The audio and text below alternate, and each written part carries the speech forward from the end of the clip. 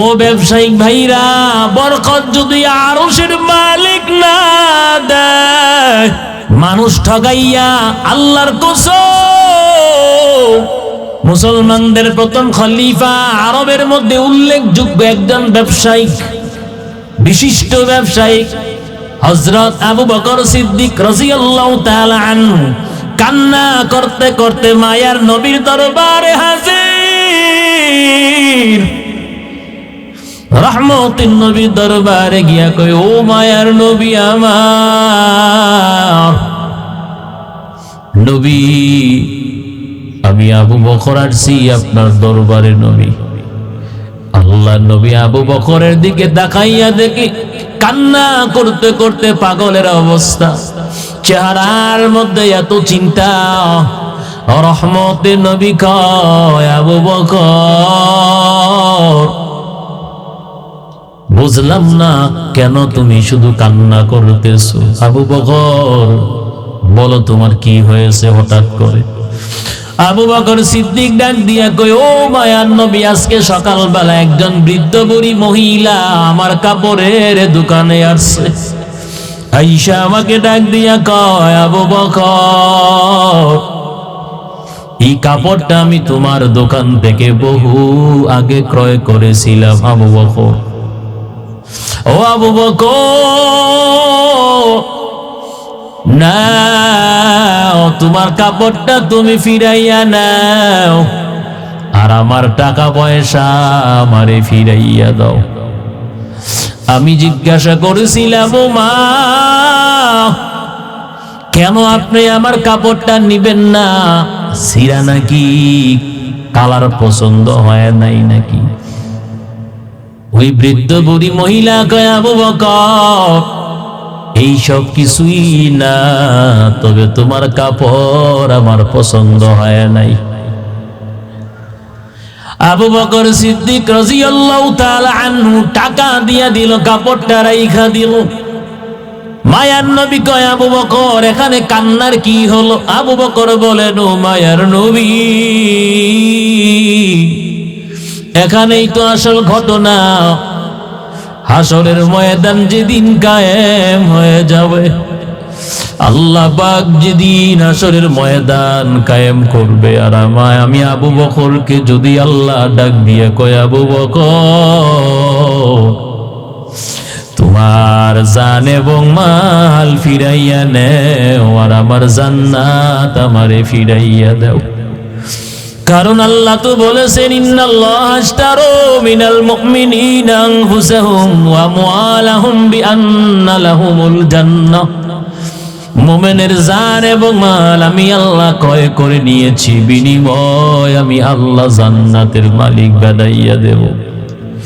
আল্লাহ পাক যেদিন বলেন, সেদিন যদি আল্লাহ পাক আমারে ডাক দিয়ে কয়, আবু বকর জান এবং মাল ফিরাইয়া নাও, আর আমার জান্নাতটা আমারে ফিরাইয়া দাও, আমি আবু বকর যদি বলি, ও মালিক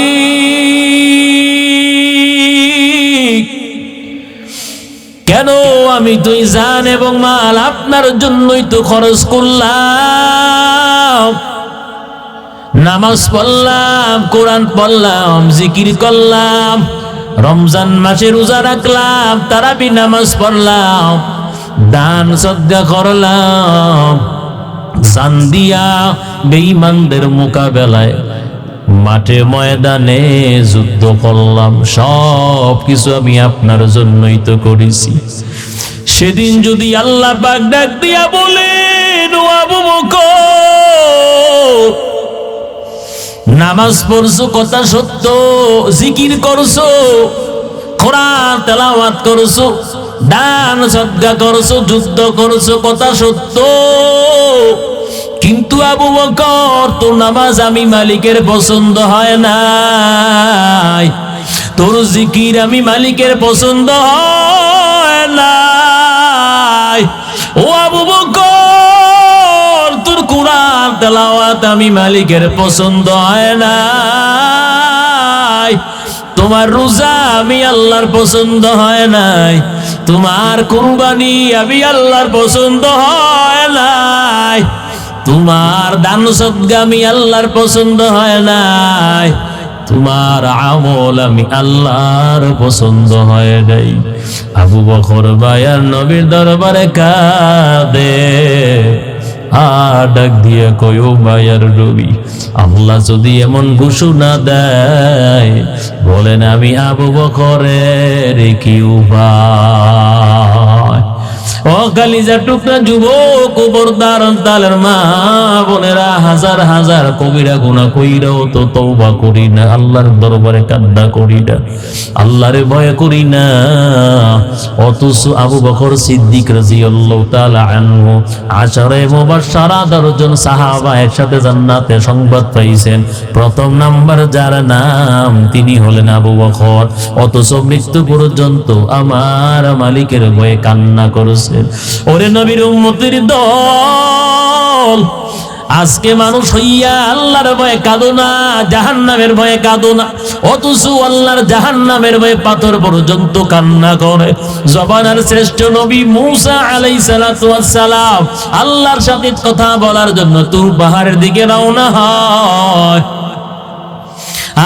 আর মানুষের মতন গুনগুন করে কে যেন কান্না করে।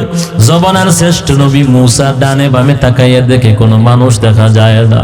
এবার তালাশ করতে করতে গিয়া দেখি মানুষের মতো পাথর কান্না করে। শ্রেষ্ঠ নবী মূসা ডাক দিয়া কয়, ও পাথর, কেন তুমি কান্না করো, কেন তুমি কাঁদো? পাথর কয়, আল্লাহ তো বলেছেন ওয়াকুদুহান নাসু ওয়াল হিজারা, জাহান্নামের ইন্ধন হবে মানুষ এবং পাথর। সেই জাহান্নামের ভয়ে আমি পাথর কান্না করি। আল্লাহ রাব্বুল আলামিনের পয়গম্বর পাথরের সান্ত্বনা দিয়ে চলে গেলেন। আল্লাহকে জিজ্ঞাসা করা হলো, আল্লাহ পাক বলেন, ও মূসা, পাথরকে কইও আমি আল্লাহ তারে ক্ষমা কইরা দিছি, জাহান্নামের আগুনে পোড়াবো না। জবানার শ্রেষ্ঠ নবী মূসা পাথরকে যাওয়ার সময় বলে গেল, রে পাথর, আর কান্না করতে হবে না, আল্লাহ পাক তোরে ক্ষমা করে দিছে। ও এলাকার মুসলমান, আল্লাহর গোলাম মূসা আলাইহিস সালাতু ওয়াস সালাম চলে গেল। এর পরের দিন আবার যখন আসতেছি, আবার কান্নার আওয়াজ, আবার তালাশ কইরা গেল, গিয়ে কয়, পাথর কেন আবার কান্না করো, আল্লাহ তোরে ক্ষমা করে দিছে। পাথরের জবান আমার মালিক খুলে দিল। পাথর ডাক দিয়া কয়, পয়গম্বর, আল্লাহর জাহান্নামের ভয়ে কান্নার কারণে জাহান্নামের আগুন থেকে মুক্তি পাওয়া গেল। আমি বুঝেছি কান্না আমার মালিকের কাছে সবচাইতে বেশি প্রিয়। বলে আমি সিদ্ধান্ত নিয়েছি, কান্নার কারণে আল্লাহ আমারে ক্ষমা করে দিছে, কিয়ামত পর্যন্ত কাঁদব আমার মালিককে রাজি এবং খুশি করার জন্যে। কারণ কান্না করলে আমার মালিক সবচেয়ে বেশি খুশি হয়। ইমামুল আউয়ালিন আল আখিরিন, বহর সাদকা রাহমাতাল লিল আলামিন, শুধু হুজুদার রহমাতাল লিল আলামিন, মসজিদে ও শুধ हमारो ए ज़मीन। तकबीर में कलमा में नमाज जो में अज़ा में, तकबीर में कलमा में नमाजों में अज़ा में, हाय नाम इलाही से मिला नाम मोहम्मद, हाय नाम इलाही से मिला नाम मोहम्मद। फरमाते हैं आदम के मुझे खुल्द तरी में, फरमाते हैं आदम के मुझे खुल्द तरी में, लिखा हुआ तू बाप मिला नाम मोहम्मद, लिखा हुआ तू बाप मिला नाम मोहम्मद। महबूब खुदा सल्ली अला नूर मोहम्मद, महबूब खुदा सल्ली अला नूर मोहम्मद दीदार दिखाते नहीं आवाज सुना दो दीदार दिखाते नहीं आवाज सुना दो শশীদল পশ্চিম পাড়ার আল্লাহর বান্দা গোলাম ও কালিজার টুকরা যুবক দাড়ি পাকাওয়ালা বৃদ্ধ মুরব্বী বাবা ও পর্দার অন্তরালের মা কেমন একজন মায়া নবী আল্লাহ পাক আমাদেরকে দান করেছেন। হাসরের কঠিন ময়দান যেদিন কায়েম হয়ে যাবে আল্লাহ পাক সব নবী রাসূলদেরকে ডাক দিয়া বলবেন, ও নবী রাসূলের দল, আপনাদের কোনো গুনাহ নাই, আপনারা হলেন নিষ্পাপ মাসুম জান, সবাই জান্নাতের দিকে যান। সব নবী রাসূল যাইতে যাইতে জান্নাতের দরজার সামনে গিয়া হাজির। জান্নাতের দরজা থাকবে তালা, দুই পাশে দাঁড়ায়া থাকবে জান্নাতের প্রহরী। আদম আলাইহিস সালাতু ওয়াস সালাম ডাক দিয়া বলবে, ও জান্নাতের প্রহরী, জান্নাতের দরজা খুলিয়া দাও। জান্নাতের প্রহরী বলবে, কি নাম? আদম নবী বলবে, আমি আদম। জান্নাতের প্রহরী বলবে, না এখনো সময় হয় নাই। শীশ আলাইহিস সালাতু ওয়াস সালাম বলবে, ও জান্নাতের প্রহরী, দরজা খুলিয়া দাও। কি নাম? আমি শীষ পয়গম্বর। না না, এখনো সময় হয় নাই। দাউদ আলাইহিস সালাতু ওয়াস সালাম বলবে, ও জান্নাতের প্রহরী, দরজা খোলো। কি নাম? আমি দাউদ পয়গম্বর। না, জান্নাতের দরজা খোলার সময় হয় নাই। বাদশা সুলাইমান পয়গম্বর ডাক দিয়া বলবে, ও জান্নাতের প্রহরী, জান্নাতের দরজা খোলো। কি নাম? আমি বাদশা সুলাইমান পয়গম্বর। না, এখনো জান্নাতের দরজা খোলার সময় হয় নাই। ইব্রাহিম আলাইহিস সালাতু ওয়াস সালাম বলবে, ও জান্নাতের প্রহরী, দরজাটা খুলো। কি নাম? বলে, আমি জাতির পিতা ইব্রাহিম। না না, জান্নাতের দরজা খোলার সময় হয় নাই। হযরত মুসা আলাইহিস সালাতু ওয়াস সালাম বলবে, ও জান্নাতের প্রহরী, দরজা খোলো। কি নাম? বলে, আমি মুসা কালিমুল্লাহ, বনি ইসরাইলের শ্রেষ্ঠ একজন পয়গম্বর। দরজাটা খুলিয়া দাও। না, এখনো সময় হয় নাই। ঈসা ইবনে মারিয়াম ডাক দিয়া বলবে, ও জান্নাতের প্রহরী, দরজা খোলো। কি নাম? আমি ঈসা পয়গম্বর। না না, এখনো দরজা খোলার সময় হয় নাই। বাবা আদম আলাইহিস সালাতু ওয়াস সালাম থেকে ঈসা পয়গম্বর পর্যন্ত সমস্ত নবী রাসূলরা জান্নাতের দরজার সামনে হাজির। সবাই আলোচনা করতেছে, এখনো পর্যন্ত কেন জান্নাতের দরজা খোলার সময় হয় নাই? আমরা সবাই তো জান্নাতের সামনে হাজির।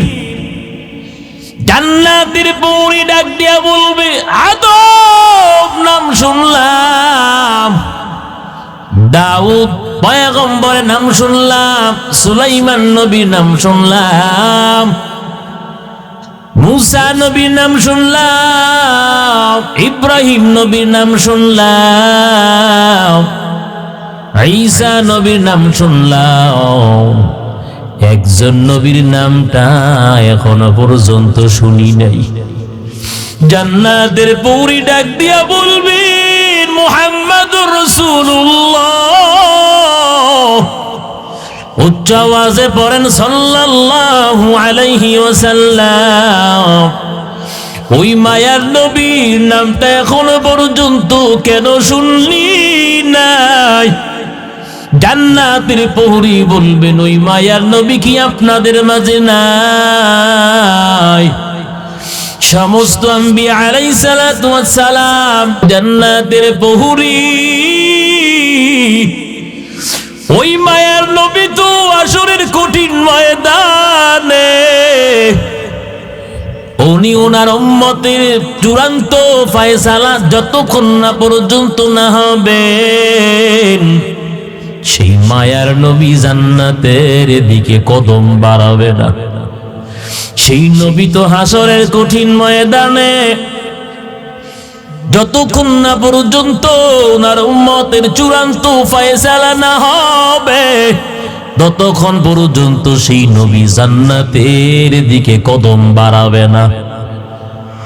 এবার জান্নাতের পৌরীরা ডাক দিয়া বলবেন, যতক্ষণ না পর্যন্ত আখেরি জামানার পয়গম্বর মুহাম্মদুর রাসূলুল্লাহ সাল্লাল্লাহু আলাইহি ওয়াসাল্লাম, ওই নবী যতক্ষণ না পর্যন্ত জান্নাতের গেইটের সামনে হাজির না হবেন, ততক্ষণ পর্যন্ত আল্লাহ পাকের ওয়াদার জান্নাতের দরজা খোলা যাবে না। শফিউল উম্মাম হামারা নবী রোজে কিয়ামত, শফিউল উম্মাম হামারা নবী রোজে কিয়ামত, शफाअत करेगा अल्लाह के पास गुनाहगार उम्मत, शफाअत करेगा अल्लाह के पास गुनाहगार उम्मत। एक चश्मे ज़दन गौफेलज़ा शाह नबाशी, एक चश्मे ज़दन गौफेलज़ा शाह नबाशी, शायद के निगाहे कुनदागाह नवशी, शायद के निगाहे कुनदागाह नवशी। उल्फत में बराबर के वफा हो के जफा हो, हर चीज में लज्जत है अगर दिल में मजा हो, हर चीज में लज्जत है अगर दिल में मजा हो।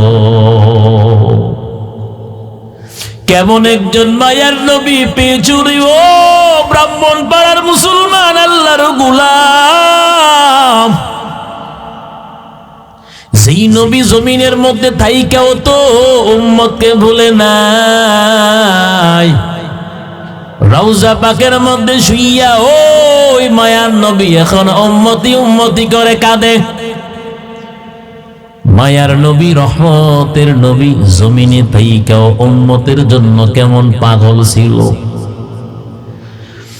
আল্লাহর নবীর প্রচন্ড মাথা ব্যথা, প্রচন্ড জ্বর, মৃত্যুর প্রাক্কালে আরশের মালিক মাথা ব্যথা বুক ব্যথা বাড়াইয়া দিছেন কেন? কারণ নবী দোয়া করতেন সুম্মা উহিয়া সুম্মা উখতাল, সুম্মা উহিয়া সুম্মা উখতাল।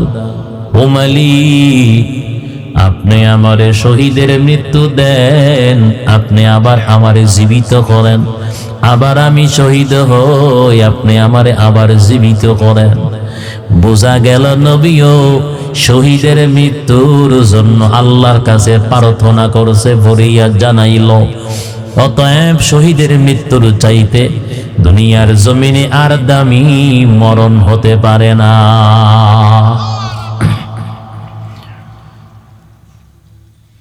নবী যে আল্লাহর কাছে বলতো শহীদের মৃত্যু, আল্লাহ পাক বলেন ও মায়ার নবী,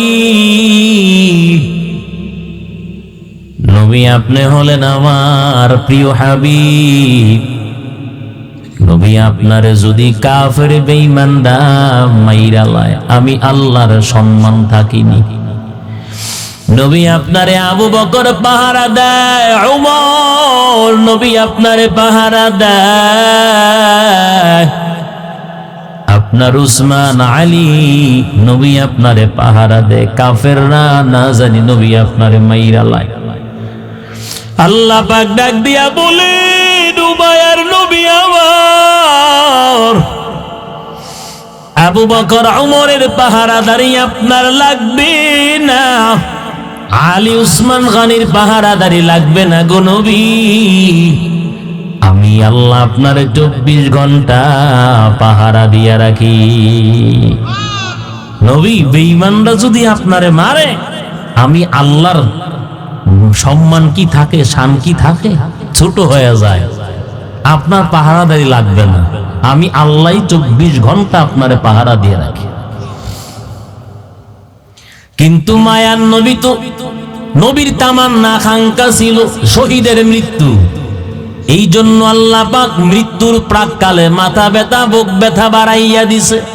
নবীও কয় মাথা ব্যথা বুক ব্যথা নিয়ে যারা মৃত্যুবরণ করবে শহীদের মরণ। সুবহানাল্লাহ কইতেন না? বাড়ি গিয়া কইবেন নি সুবহানাল্লাহ? আরাজ হবে সুবহানাল্লাহ। সুবহানাল্লাহ কইলে সওয়াব হয় না গুনাহ হয়? একবার সুবহানাল্লাহ বললে আসমান এবং জমিনের মাঝখানের জায়গা আমার মালিক নেক দিয়ে ভরপুর করে দেয়। এরপরও সুবহানাল্লাহ কয় না? জান্নাতের ভিতরে একটা ফলের গাছ হয়, একসাথে কইতারেন কে আপনারা দি দলের জন্য যে স্লোগান দেন বা নেতার জন্য যে স্লোগান দেন, মাশাআল্লাহ সব স্লোগানে একসাথেই কি ভালো লাগে জানেন না? এই ময়দানে বইলে একদিক দিয়ে আলহামদুলিল্লাহ, এদিকে সুবহানাল্লাহ, হেতারকা নাউজুবিল্লাহ। কি ব্যাপার কি? যেই সময় যে ক্রিকেট খেলে ছক্কা দিলে সমানে কয় ছক্কা, ফুটবল খেলা দেখে একটা গোল দিতে সবাই একসাথে চিল্লান দিয়ে কয় গোলিস, কথা কোন ঠিক নেই। ওই নিয়ে যাইয়া তো আপনাকে মোসাব্বা লাগে না, আকপিস হয় না।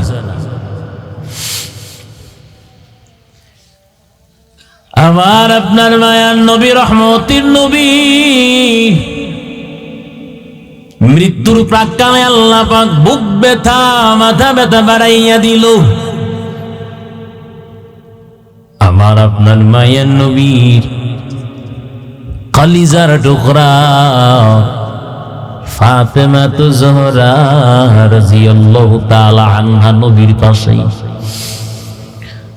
দরজার বাহির থেকে কে যেন বারবার সালাম দেয়,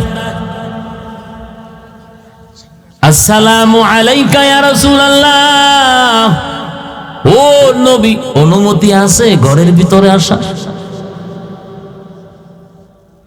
মনোযোগ আসেনি? মনোযোগ আসেনি? নবী অনুমতি আছে ঘরের ভিতরে ঢুকা। ফাতেমা রাদিয়াল্লাহু তাআলা আনহা ডাক দিয়া কয়, আব্বাজান। আল্লাহর নবী ফাতেমারে ডাক দিয়ে কয়, ফাতেমা, কে যেন বারবার দরজার বাহির থেকে আমারে সালাম দেয়, কে যেন বারবার আমারে দরজার বাহির থেকে সালাম দেয়। ফাতেমা ডাক দিয়া কয়, বাবা কই আমরা কেউ তো শুনি না। তখন নবীর প্রচন্ড মাথা ব্যথা জ্বর। দেখবেন আপনাকে ছোট বড় যখন মানুষের জ্বর বেশি হয় আবল তাবল কয়, দেখবেন রাতের বেলা বাচ্চাটার জ্বর, মারে বাবারে কি যেন বলতে আছে আবল তাবল। বড়রাও পর্যন্ত জ্বরটা বেশি হইলে একটু উল্টা পাল্টা কয়নি? ফাতেমা তুজহুরা রাদিয়াল্লাহু তাআলা আনহা ডাক দিয়ে কয়, আব্বা জান কই আমরা তো শুনি না। মায়ার নবী ডাক দিয়া কয়, ফাতেমা কে যেন আমি নবীরে বারবার সালাম দেয়। ফাতেমা বাবার কথা পরীক্ষা করার জন্য যখন দরজা খুলতে গেলেন, আল্লাহ পাক ডাক দিয়া বলেন, ও আজরাইল, ফাতেমা দরজা খোলার পর তোমারে যদি না দেখে আমার মায়ার নবীর কথা মিথ্যা হয়ে যাবে।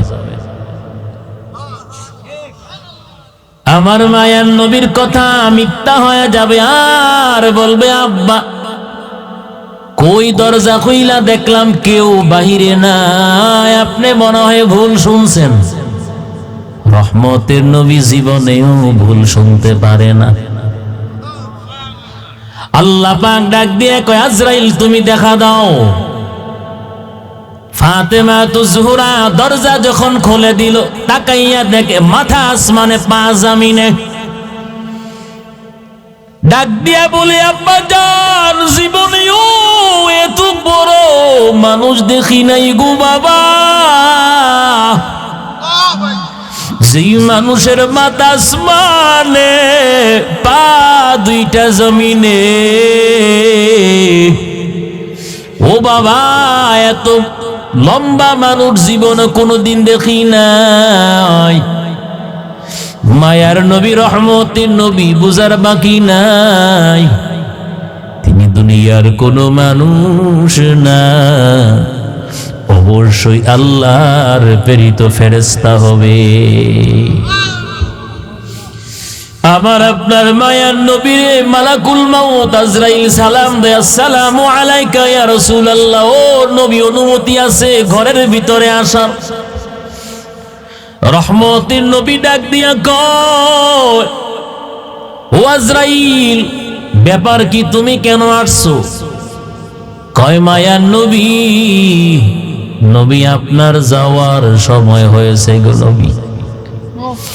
রহমতের নবী বলেন, হাত্তা ইয়াতিয়ানি জিবরাইল, আজরাইল তুমি দাঁড়াইয়া থাকো, যতক্ষণ না পর্যন্ত জিবরাইল আমার কাছে না আসবে ততক্ষণ পর্যন্ত তুমি দাঁড়াইয়া থাকো।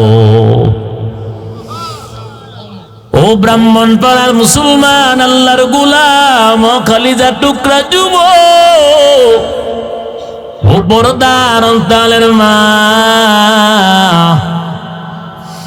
কেমন একজন নবী পাইলাম রে মুমিন ভাই। কপালটা যে কত ভালো, কিন্তু সেই নবীরে পাইয়াও নবীর তাজিম সম্মান কদর আমরা করতে পারি না। কথা কোন ঠিক না বেঠি? ও এলাকার মুসলমান, আল্লাহর গোলাম, পৃথিবীর জমিনে এমন কারো শক্তি নাই, এমন কারো ক্ষমতা নাই, মালাকুল মাউত আজরাইল আলাইহিস সালাতু ওয়াস সালামকে দাঁড় করাইয়া রাখবে। আপনারা জানেন বাইতুল মুকাদ্দাস, যেই বাইতুল মুকাদ্দাস ফিলিস্তিনের জমিনের মধ্যে আছেন, বাদশা সুলাইমান পয়গম্বর জিন্নাতদেরকে দিয়া বাইতুল মুকাদ্দাসের কাজ চালায়। আর সামান্য একটু কাজ বাকি আছে, লাঠির মধ্যে ভর করে দাঁড়াইয়া আছে পৃথিবীর শ্রেষ্ঠ একজন বাদশা সুলাইমান পয়গম্বর। তাম পৃথিবীর বাদশা ছিলেন বাদশা সুলাইমান পয়গম্বর। মালাকুল মাউত আজরাইল আলাইহিস সালাতু ওয়াস সালাম আসলেন। এবার আসার পর বাদশা সুলাইমান পয়গম্বর বলে, মালাকুল মাউত কেন তুমি এখন আমার কাছে আসছো? ও নবী আপনার যাওয়ার সময় হয়েছে। বাদশা সুলাইমান কয়, তাকাইয়া দেখো বাইতুল মুকাদ্দাসের কাজ এখনো অসম্পূর্ণ রয়ে গেছে, পরিপূর্ণভাবে এখনো হয় নাই। এই জিন্নাত দুষ্ট, এই মুহূর্তে যদি আমি বিদায় নেই বাইতুল মুকাদ্দাসের কাজ অসম্পূর্ণ রয়ে যাবে। আরশের মালিক ওহীর মাধ্যমে জানায়া দিল, ও পয়গম্বর, বাইতুল মুকাদ্দাস নিয়ে নবী আপনি টেনশন করা লাগবে না। যে আল্লাহ জীবিত সুলাইমান থেকে খেদমত নিতে পারি, আমি আরশের মালিক মৃত সুলাইমান থেকে ও খেদমত নিতে পারবো। লাঠির উপর দাঁড়াই আছে, একটা সেকেন্ড তো সময় দেয় নাই রে যুবক। এই অবস্থায় জানটা কবজ করে নিয়ে গেল। আল্লাহ পাক দাঁড় করাইয়া রাখলো। জিন্নাত কয় তাকাইয়া আছে সুলাইমান নবী, তাড়াতাড়ি কাজ চালাও। বাইতুল মুকাদ্দাসের কাজও শেষ, গুনে লাঠি খাইয়া ও শেষ করে দিছে। ও নবী কাজ তো শেষ, আশেপাশে লোকেরা ঈশা যখন ধরছে সাথে সাথে লাঠিটা ভাঙ্গা পইরা গেছে।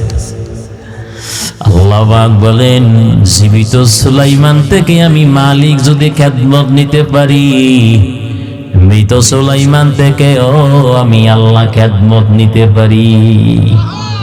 কাদেরে কুরতু দারি বড় কামাল, আনতা রাব্বি আনতা হাসবি জুল জালাল। আল্লাহু আকবার।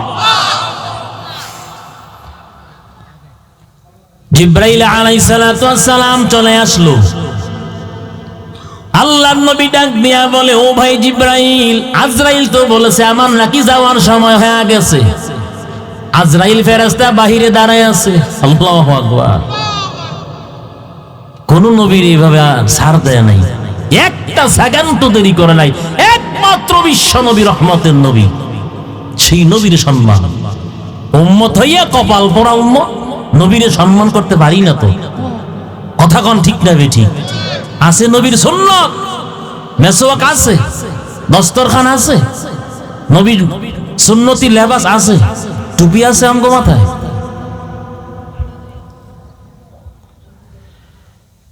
জিবরাইল আলাইহিস সালাতু ওয়াস সালাম মায়ার নবীর কাছে হাজির হয়ে গেল। ও ভাই জিবরাইল, আজরাইল বলেছে আমার নাকি যাওয়ার সময় হয়ে গেছে। জিবরাইল আলাইহিস সালাতু ওয়াস সালাম সরাসরি বলে না, নবীর সাথে বেয়াদবি হবে।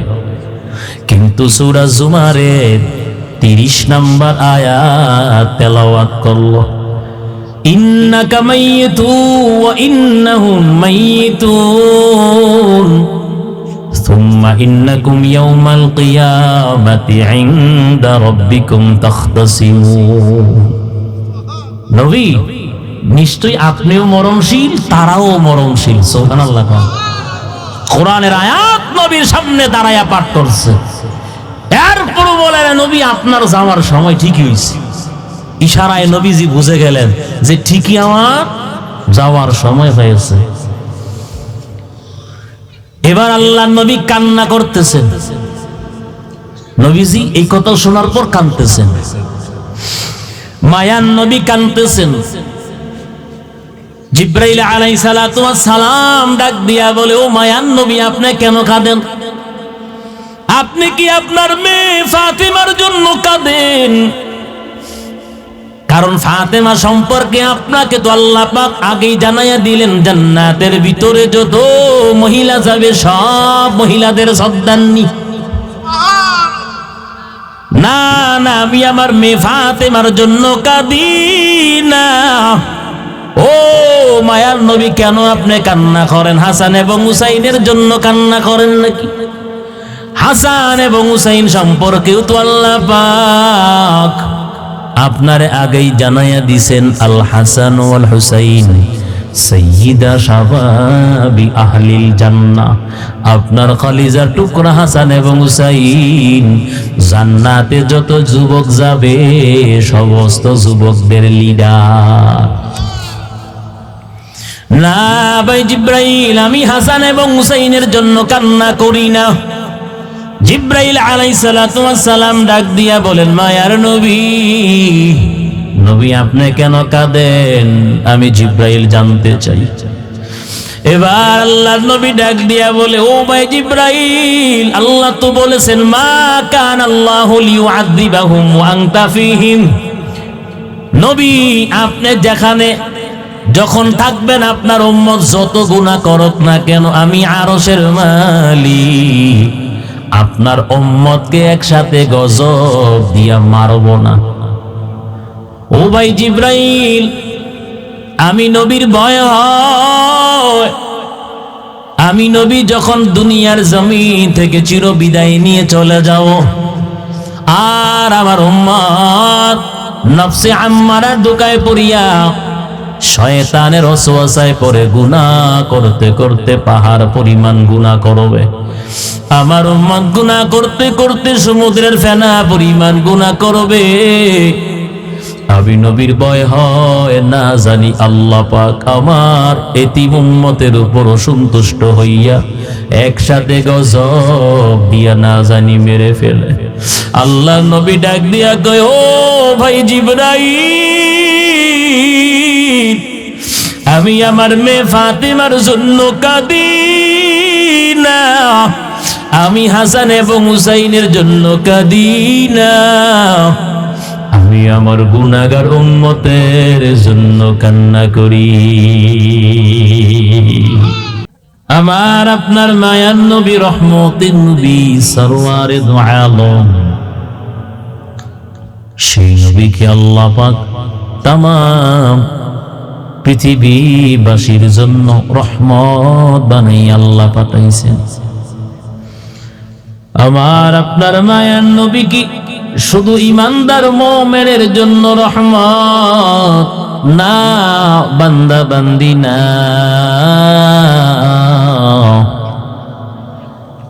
বলা হয়েছে হিন্দু, বৌদ্ধ, খ্রিস্টান, ইহুদি, নাসারা, যে মানুষ দাবি করবে সে একজন মানুষ, সব মানুষের জন্য আমার নবী রহমত। মায়ার নবী, রহমতের নবী, সমস্ত উম্মতদেরকে ব্যবসা শিক্ষা দিলেন। মুমিন ইমানদার বান্দারা কেমনে ব্যবসা বাণিজ্য করবে। রহমতের নবী বলেন, একজন ইমানদার মুমিন বান্দা ব্যবসা করবে, তার দোকানের মধ্যে সাইনবোর্ড থাকবে, বিক্রিত মাল ফেরত নেওয়া হয়। কিন্তু আজকে আমরা দেখলাম, যদি কোনো সময় যদি এমন হয় কাস্টমার একটা মাল নিয়ে 1 ঘন্টা পরে আইছে, আমার দোকান থেকেই নিছে, কিছুতেই কাস্টমারকে সেই মালটা পরিবর্তন চেঞ্জ করে দিতে আমরা রাজি না। কথা কোন ঠিক নেই। মনে রাখবেন, যদি নিজেকে আল্লাহর নবীর উম্মত দাবি করেন, মুমিনের একজন বান্দা যদি দাবি করেন, অবশ্যই আপনার ব্যবসা প্রতিষ্ঠানে সাইনবোর্ড লেখা থাকবে, বিক্রিত মাল ফেরত নেওয়া হয়।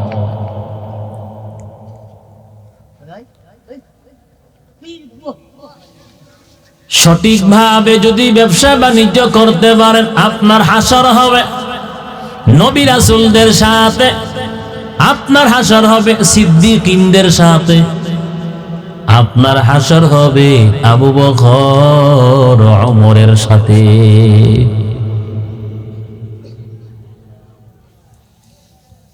অতএব কাস্টমারের সাথে খারাপ দুর্ব্যবহার করা যাবে না, গালমন্দ করা যাবে না। কারণ আল্লাহ পাক যদি আপনার ব্যবসা প্রতিষ্ঠানে বরকত না দেয়, মনে রাখবেন ব্যবসা করতে পারবেন, জীবনেও কোনোদিন উন্নতি হবে না। আর আপনি যদি সঠিকভাবে ব্যবসা বাণিজ্য করেন, আল্লাহর পক্ষ থেকে আপনার ব্যবসা প্রতিষ্ঠানে বারাকাত আল্লাহ দান করবে। সেই ঈমান কি আমগো আছে? সে বিশ্বাস আছে? বিশ্বাস নাই তো। দেখেন না, আল্লাহর বান্দারা দোকানদারি করে, নামাজের সময়ও বেচা কিনা করে, দোকান বন্ধ করে না। আসেনি? মুয়াজ্জিন আযান দেয়, হাইয়া আলাস সালাহ। আল্লাহর বান্দা কয়, সারাদিন কাস্টমার পাই নাই, যাই 2-4 জন আইছে, নামাজ পড়ে পড়বো, আগে বেচা কিনা চালাও। কিন্তু তাদের মধ্যেই দেখবেন আরো কত বান্দা আছে মুয়াজ্জিনের আজান শুনিয়া দোকানটা বন্ধ কইরা পবিত্রতা অর্জন করে মসজিদে চলে যায়। আছে না নাই? কথা বলেন, আছে না নাই? এক আল্লাহর বান্দা সারাদিন তার দোকানে কোনো কাস্টমার নাই। পাশের দোকানদারটা হলো একজন ইহুদি। ও ইমানদার আল্লাহর বান্দার দোকানে সারাদিন কাস্টমার নাই। যখন মুয়াজ্জিন আযান দেয় 2-4-5 জন কাস্টমার দোকানে এসে হাজির। আল্লাহর সেই প্রিয় বান্দা ডাক দিয়া কয়, ও ভাই, মুয়াজ্জিন আযান দিছে, আমার মালিক আমার ডাক দিছে নামাজের জন্য। অতএব আমি এখন আপনাদের কাছে বিক্রি করতে পারবো না, যান আপনারা অন্য দোকান থেকে ক্রয় করে নিয়ে আসেন। কারণ মুয়াজ্জিন আযান দিছে, নামাজের সময় হয়ে গেছে, আমাকে তাহারাত পবিত্রতা অর্জন করে নামাজ পড়তে হবে। কাস্টমারকে যখন তাড়াইয়া দিল, 5-7 জন কাস্টমার ইহুদির দোকানে গিয়া হাজির। ইহুদি দেইখা আসতে আছে আর কয়, সারাদিন কোনো কাস্টমার নাই, যাই তার দোকানে 5-7 জন কাস্টমার ঢুকছে, তাও তাদেরকে খেদায়া দিল, তাড়াইয়া দিল। ইহুদি হাসে আর কয়, ওরে বোকা, সারাদিন তো বেচা কিনা করতে পারো নাই, যাই কাস্টমার ঢুকলো তাও তাদেরকে তাড়াইয়া দিছে, বেচা কিনা করে নাই। এবার আল্লাহর বান্দা নওজোয়ান যুবক তাহারাত পবিত্রতা অর্জন করিয়া আল্লাহর ঘর মসজিদে চলে গেল, আমার মালিকের কুদরতি কদমে সেজদা দেওয়ার জন্য। আর ইহুদি আল্লাহর বান্দারে নিয়ে উপহাস করছি, আল্লাহ পাক সহ্য করেন নাই। আল্লাহ পাক 2 জন ফেরেশতাকে পাঠাইয়া দিলেন, ও ফেরেশতারা, আমার সেই বান্দার দোকানে যাইও, যুবকের সুরত ধরে মানুষের বেশ ধরে যাই আমার বান্দার দোকানে যাইয়া এমন ভাবে তোমরা এত বেশি 2 জনে ক্রয় করবা, 1 মাসেও ইহুদি এত মাল বিক্রি করতে পারে নাই। আমার সেই মুমিন বান্দার দোকান থেকে তোমরা কিনে নিবে। যখন আল্লাহর বান্দা নামাজের পর আবার যখন দোকান খুললো, 2 জন আগন্তুক আল্লাহর বান্দা যুবক দোকানে ঢুকছে। ঢুকার পর এত বেশি মাল কিনছে যা ইহুদি 1 মাসেও বিক্রি করতে পারে নাই। আল্লাহ পাক বলেন, আমার বান্দা বান্দির মাঝে কোন বান্দা বান্দি আমি আল্লাহর কাছে সবচাইতে বেশি প্রিয়? আল্লাহ পাক বলেন, যে বান্দা বান্দি গুনাহ করার সাথে সাথে আমি আল্লাহর দরবারে চোখ থেকে পানি ছেড়ে কান্না করবে, যেই চোখ কান্না করতে জানে সেই চোখওয়ালা বান্দা বান্দি আমার মালিকের কাছে সবচেয়ে বেশি প্রিয়, সবচেয়ে বেশি আল্লাহর কাছে প্রিয়। কারণ 2টি ফোঁটা সবচেয়ে আল্লাহর কাছে দামি। একটা হলো জিহাদের ময়দানে দিন প্রতিষ্ঠার লক্ষ্যে যারা যুদ্ধ করে রক্তের ফোঁটা ঢেলে দেয় জমিনে, এই রক্তের ফোঁটা আল্লাহর কাছে দামি। আর একটা হলো বান্দাবান্দি গুনাহ কইরা যখন আল্লাহর ভয়ে, আল্লাহর আযাবের ভয়ে চোখ থেকে পানি ছেড়ে কান্না করে, সেই চোখের পানির ফোঁটা আল্লাহর কাছে সবচেয়ে বেশি দামি।